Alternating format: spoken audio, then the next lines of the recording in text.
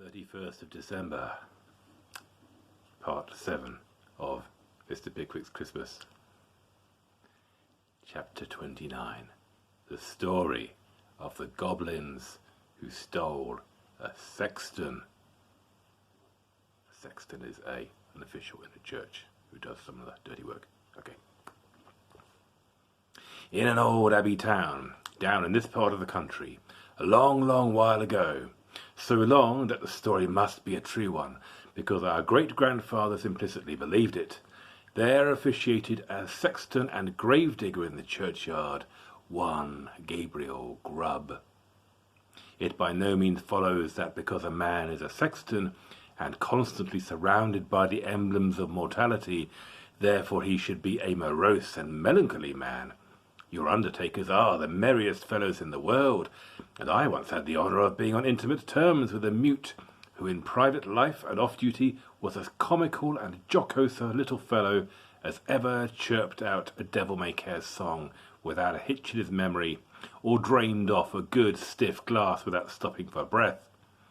But, notwithstanding these precedents to the contrary, Gabriel Grubb was an ill-conditioned, cross-grained, surly fellow, a morose and lonely man, who consorted with nobody but himself, and an old wicker bottle which fitted into his large, deep waistcoat pocket, and who eyed each merry face as it passed him by with such a deep scowl of malice and ill-humour as it was difficult to meet without feeling something the worse for.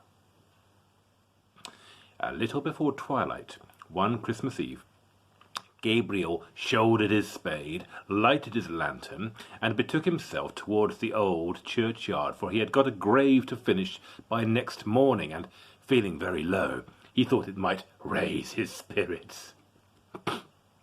Oops. Perhaps if he went on with his work at once. As he went his way up the ancient street, he saw the cheerful light of the blazing fires gleam through the old casements, and heard the loud laugh and the cheerful shouts of those who were assembled around them. He marked the bustling preparations for next day's cheer, and smelled the numerous savoury odours consequent thereupon, as they steamed up from the kitchen windows in clouds. All this was gall and wormwood to the heart of Gabriel Grubb. And when groups of children bounded out of the houses, tripped across the road, and were met before they could knock at the opposite door by half a dozen curly-headed little rascals who crowded around them as they flocked upstairs to spend the evening in their Christmas games, Gabriel smiled grimly and clutched the handle of his spade with a firmer grasp as he thought of measles, scarlet fever, thrush, whooping cough, and a great many other sources of consolation besides. In this happy frame of mind, Gabriel strode along, returning a short, sullen growl to the good-humoured greetings of each of his neighbours as now and then passed him, until he turned into the dark lane which led to the churchyard. Now, Gabriel had been looking forward to reaching the dark lane because it was, generally speaking, a nice, gloomy, mournful place, into which the townspeople did not care much to go, except in broad daylight, and when the sun was shining. Consequently, he was not a little indignant to hear a young urchin roaring out some jolly song about a merry Christmas in this very sanctuary, which had been called Coffin Lane ever since the days of the old abbey, and the time of the shaven-headed monks. As Gabriel walked on and the voice drew nearer, he found it proceeded from a small boy who was hurrying along to join one of the little parties in the old street, and who, partly to keep himself company and partly to prepare himself for this occasion, was shouting out the song at the highest pitch of his lungs.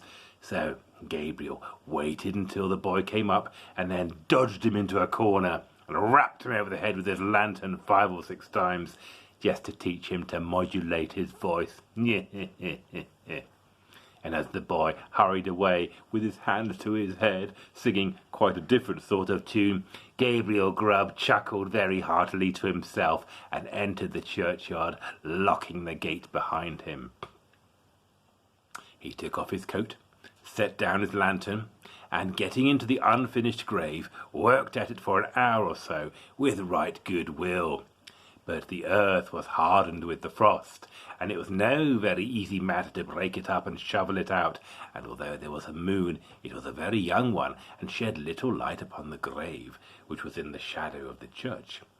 At any other time, these obstacles would have made Gabriel Grubb very moody and miserable, but he was so well pleased with having stopped the small boys singing that he took little heed of the scanty progress he had made, and looked down into the grave when he had finished work for the night with grim satisfaction, murmuring as he gathered up his things, "Brave lodgings for one, brave lodgings for one, a few feet of cold earth when life is done, a stone at the head, a stone at the feet, a rich juicy meal for the worms to eat, rank grass overhead and damp clay ground.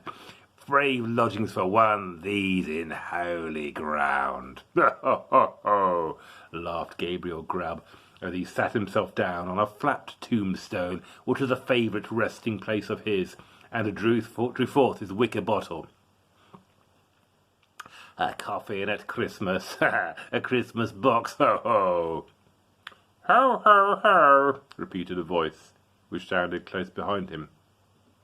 Gabriel paused in some alarm in the act of raising the wicker bottle to his lips, and looked around. The bottom of the oldest grave about him was not more still and quiet than the churchyard in the pale moonlight. The cold hoar frost glistened on the tombstones, and sparkled like rows of gems among the stone carvings of the old church. The snow lay hard and crisp upon the ground, and spread over the thickly strewn mounds of earth, so white and smooth a cover that it seemed as if corpses lay there, hidden only by their winding sheets. Not the faintest rustle broke the profound tranquillity of the solemn scene. Sound itself appeared to be frozen up, all was so cold and still. "It was the echoes," said Gabriel Grubb, raising the bottle to his lips again. "It was not," said the deep voice. Gabriel started up and stood rooted to the spot with astonishment and terror, for his eyes rested on a form that made his blood run cold. Seated on an upright tombstone close to him was a strange, unearthly figure, whom Gabriel felt at once was no being of this world. His long, fantastic legs, which might have reached the ground, were cocked up and crossed after a quaint, fantastic fashion. His sinewy arms were bare, and his hands rested on his knees. On his short round body he wore a close covering, ornamented with small slashes. A short cloak dangled at his back. The collar was cut into curious peaks, which served the goblin in lieu of ruff or neckerchief, and his shoes curled up at his toes into long points. On his head he wore a broad-brimmed sugar-loaf hat, garnished with a single feather. The hat was covered with the white frost, and the goblin looked as if he had sat on the same tombstone very comfortably for 200 or 300 years. He was sitting perfectly still. His tongue was put out as if in derision, and he was grinning up at Gabriel Grubb with such a grin as only a goblin could call up. "It was not the echoes," said the goblin. Part 2 of this tomorrow. Bye now.